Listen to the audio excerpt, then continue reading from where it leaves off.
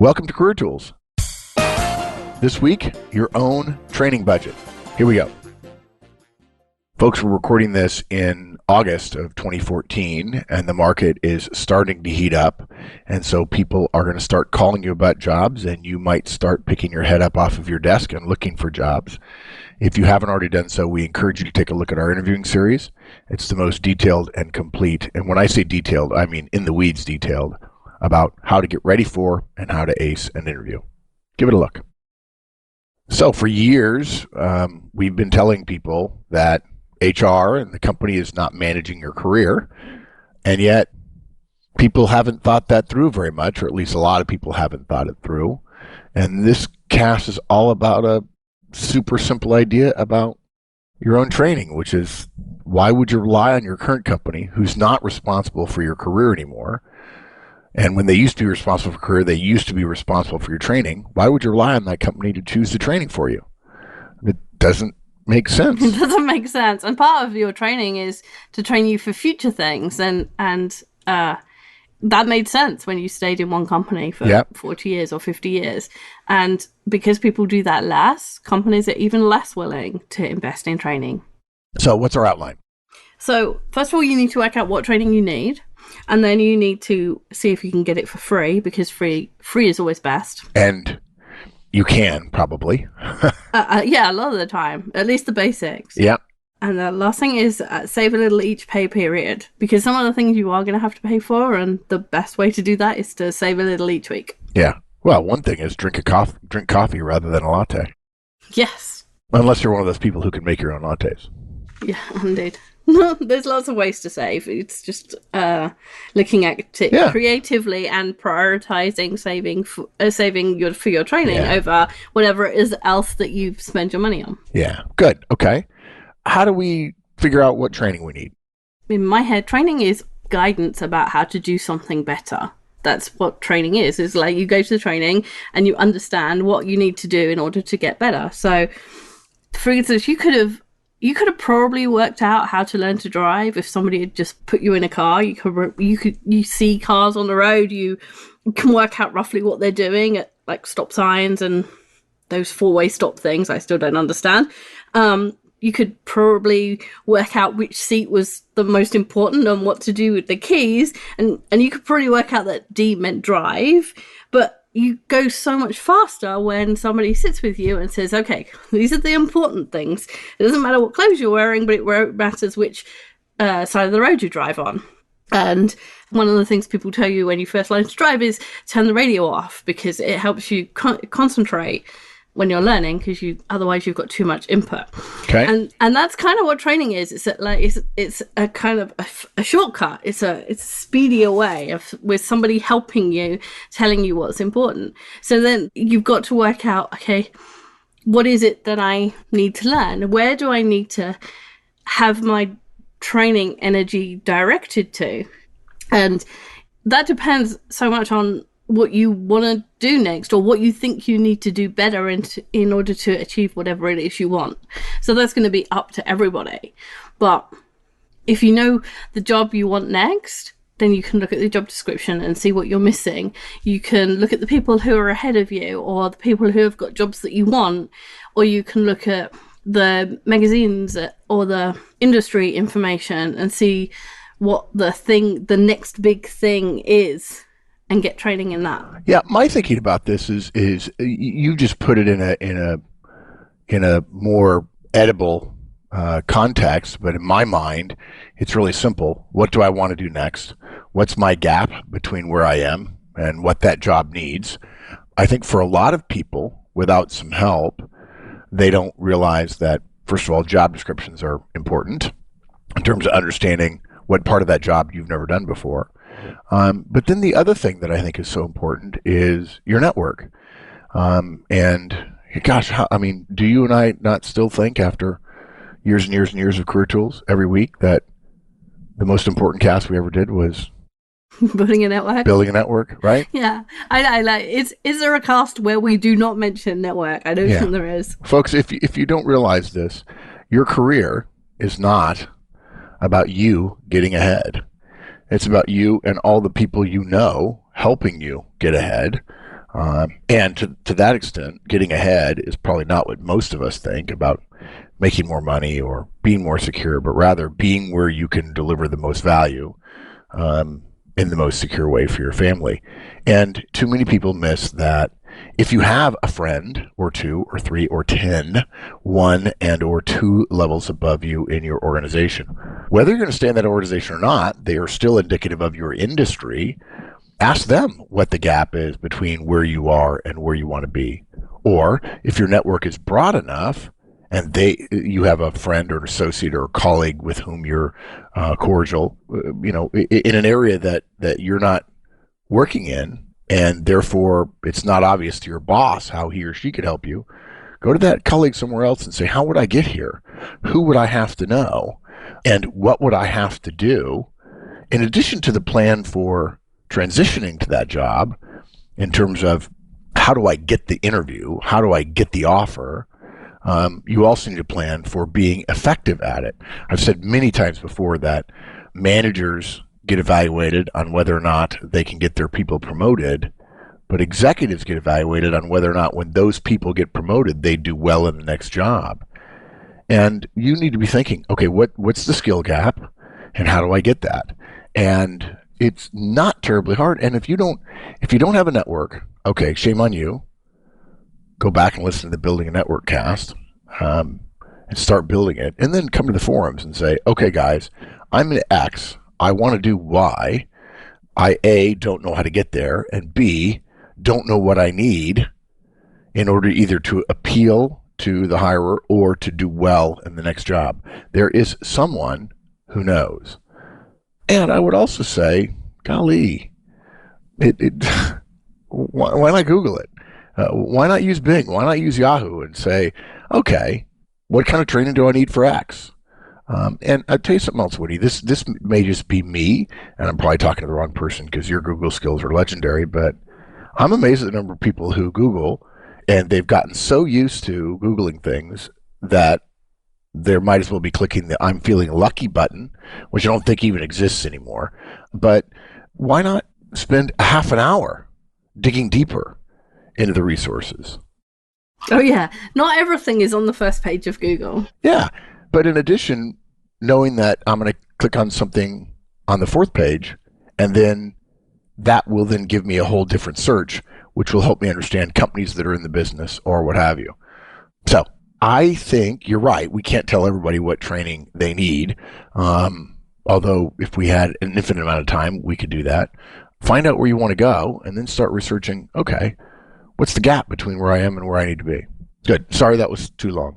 Yeah, that's okay, because I got a tangent too. And if you have a choice, if there's 2 or 3 things, choose the thing with the most application. It's amazing how many people think that the next step is there is only one next step in their career. And we did 5 jobs from this resume a while ago, and there's 100 jobs you could do that you don't even know exist. So don't just ask the people that are in roles that you think, oh, I could do that and it would be interesting. Ask people that aren't, because there's a lot of interesting things to do out there, and not all of them are well known or really obvious. Yep, good. Okay, so the next thing is how do you get it for free? Okay, so luckily we live in the age of the internet, because if we didn't, my head would have already exploded, because I have to know everything right now. Yeah, folks, she does. And it's annoying. It is. Actually, no, it's not annoying. You do it, and then I get annoyed. That's true.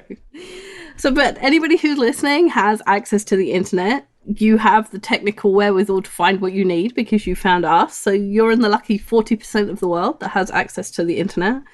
And you have the biggest library in the world. There's millions and millions and millions of pages available for free.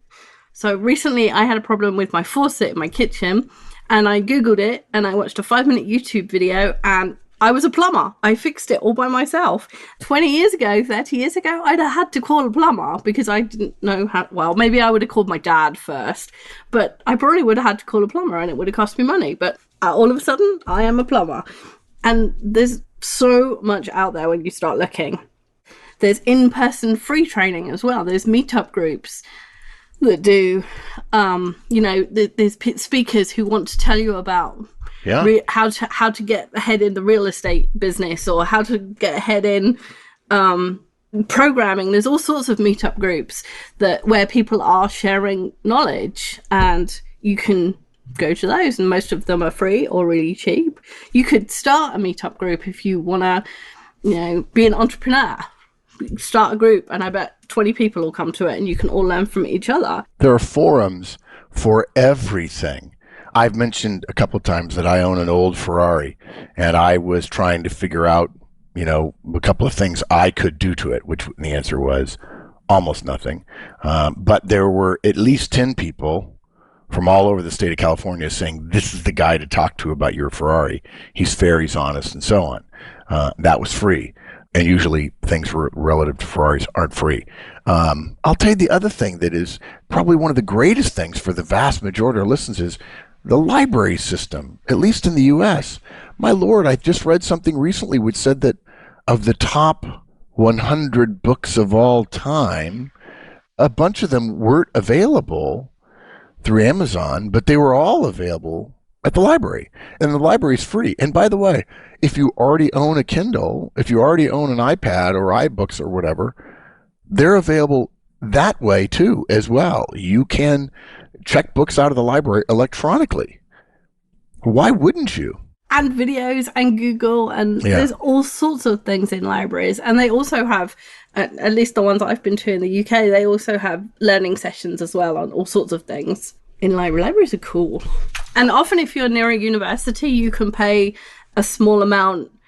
You don't have to be going to the university or the course. You can just pay an amount and you can access the university library where the books are, if they have a course on management, they're much more likely to have 5 rows of management books than your local library. And surely we're going to say something about very low cost, right? Yeah, so books. I like $5.99, $10.99. That's not huge amounts of money. There's low-cost online courses. So Mike was showing me one yesterday about Drupal, and there was a thing he paid, I don't know, like $10 a month or something for a subscription, and there were thousands of courses about how to do things on Drupal, from the easiest to the, well, I didn't understand the titles, so I'm guessing they were pretty complex. There's often low-cost things done through the city or the states or your local government somehow often offer adult education. And then you can buy a coffee for a mentor. That's, $6 or something, even if they choose the most expensive. Yes, but the mentor has to exist. Yes, you have to have a relationship with her. Yes, and you have to have built it beforehand. So, folks, if you don't have a network, if you don't have a mentor, before you have a training need, even though the answer to that is you have a training need now, you may not know it, start building your network and be willing to give, as we say in the Building Network cast, before you start take. That's just a few ideas. If you Googled 5 ways to get training for free, I bet you'd find 30 articles with 100 ideas. Good. And then last, surely we are going to say saving a little, right? I mean, free is good, and a little bit of cost is also good. Yeah, and the free things tend to be at the lower end of the educational scale. The cheaper something is, the more likely is it's the basics or it's for beginners or whatever. Apart from us, of course, because we're free and we're still awesome. The cheaper courses, if you have to pay, but it's still relatively cost effective, then it's probably for kind of intermediate skills, and the more skills you need, the more the course tends to cost. But then if you need skills in that kind of depth, you probably have a job that allows you to make that kind of payment. So if you want to do something that's more expensive, then save some money each paycheck. That's the best way to save a lot of money without really noticing. So even if it's like $5 a month, at the end of the year, you'd have $60. And I did an online course from UTSA, and it was $20. So I could do 3 of those in a year. Wow. And it was enough for what I needed to do. So you can cancel cable. You could cancel Netflix. You could not rent a video. You could get off the bus, stop early if that saved you money. We've all been there where money is really, really tight and there's always somewhere to cut cost or earn some extra. You have to be careful with the whole make money fast schemes. But there is tons of ideas on the internet, from babysitting or dog sitting, like, because you get to, because you don't have to do anything, right? The baby's asleep. You can read. I will tell you that when people talk about money's really, really tight right now, the number of people that I've talked to, it's simply a fact that they've forgotten. I think it's Mr. Micklethwaite saying that you need to spend less than you make. And this is much easier. Spending a little bit of money is much easier if you've lived within your means and you've set aside 6 months emergency fund. Shoot, if you decided you wanted to do some inexpensive but not free training, you could easily say, rather than doing it on the layaway plan where I start, or the savings plan where I start saving now and take 6 months of pain in order to save up, you could say, I'm going to pay for it now because it's a basic course and I'll learn so many things that will direct the rest of my training energy in the next year or so, and I'll replenish the 6 month savings fund. If I only use 10% of it, I'll replenish it over the course of the next 6 months or so. You may have the money now if you've thought ahead. That said, folks, the vast majority of people, 80 to 90% of the people that I know where money is tight, it's only a function of the fact that you've been doing well for a number of years and the money has gone up and up and up, and your spending has gone up and up and up. The problem with money being tight is not that you have barely enough to subsist on, rather that you spend what you make. And no offense, I've done it too. But if you're under 30, listen to Warren Buffett. Start saving 10 to 20% of what you make every month. Your life will not be qualitatively changed now, but when you're 45 or 50, your life will be qualitatively an order of magnitude better than the vast majority of your friends who are still thinking, I don't make enough.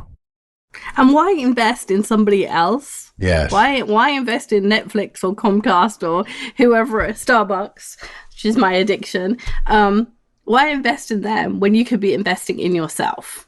Yeah. Like, at least some of that money, keep improving your own self. Yeah. Good. So that's figuring out what training you need and how to get it for free, and then saving so you can buy the small stuff. Hopefully that helps. I mean, we have guidance on how to get training budget from your company, but if you can't do that, invest in yourself, as Wendy says, save a little, come to our forums, send us a mail and ask us what we think, build your network, go to the library. It is totally doable. And then, if you want to be part of a giving society, go to the forums and tell people your story. Yeah, absolutely. Yeah. Let's help everybody. Help everybody else learn what you did and where a little niche was that was really helpful to you. It's worth it. Yeah, absolutely it is. Okay. Thanks, Wendy. Thanks, everyone. Bye. That's it, everybody. Pretty simple, but lots of people don't think about it. Come back next week. See you then.